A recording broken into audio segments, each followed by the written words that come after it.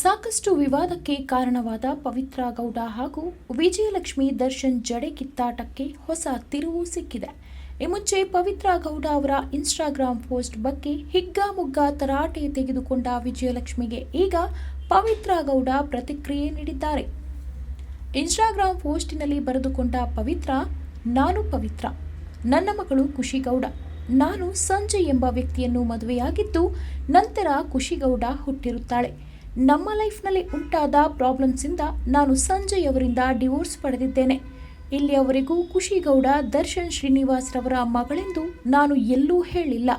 ನಾನು ಹಾಗೂ ದರ್ಶನ್ ಶ್ರೀನಿವಾಸ್ ರವರು ಕಳೆದ 10 ವರ್ಷಗಳಿಂದ ಜೊತೆಯಲ್ಲಿ ಸಂತೋಷವಾಗಿದ್ದೇವೆ.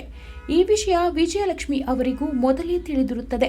ಈ ವಿಚಾರವಾಗಿ ವಿಜಯಲಕ್ಷ್ಮಿ ಅವರೇ ನನಗೆ ಹಲವಾರು ಸಾರಿ ಕಾಲ್ ಮಾಡಿ ನನ್ನ ಬಳಿ ಮಾತನಾಡಿ ವಿಜಯಲಕ್ಷ್ಮಿಯವರಿಗೆ ಯಾವುದೇ ರೀತಿಯ ಪ್ರಾಬ್ಲಮ್ಸ್ ಇಲ್ಲವೆಂದು ತಿಳಿಸಿರುತ್ತಾರೆ.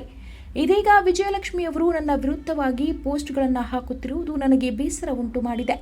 ನನ್ನ ಹಾಗೂ ನನ್ನ ಟೀನೇಜ್ ಮಗಳಾದ ಖುಷಿಗೌಡ ಬಗ್ಗೆ ಬಹಳಷ್ಟು ಜನ ಬ್ಯಾಡ್ ಲ್ಯಾಂಗ್ವೇಜ್ ಇಂದ ನಿಂದಿಸುತ್ತಿರುವುದು ನನಗೆ ಮಾನಸಿಕ ನೋವುಂಟು ಮಾಡಿದೆ. ನನ್ನ ಜೀವನದ ಹಳೆಯ ವಿಚಾರಗಳನ್ನು ಹಾಗೂ ನನ್ನ ಪರ್ಸನಲ್ ಫೋಟೋಸ್ ಪೋಸ್ಟ್ ಮಾಡುವ ಹಕ್ಕು ಯಾರಿಗೂ ಇರುವುದಿಲ್ಲ. ಈ ಮೂಲಕ ನಾನು ಹೇಳುವುದೇನೆಂದರೆ ನನಗೂ ಲೀಗಲ್ ಆಕ್ಷನ್ ತಗೊಳ್ಳೋ ಹಕ್ಕು ಇದೆ. ಆದರೂ ನಾನು ಈ ವಿಚಾರವನ್ನು ದೊಡ್ಡದು ಮಾಡುತ್ತಿಲ್ಲ. ಎಚ್ಚರ ಇರಲಿ.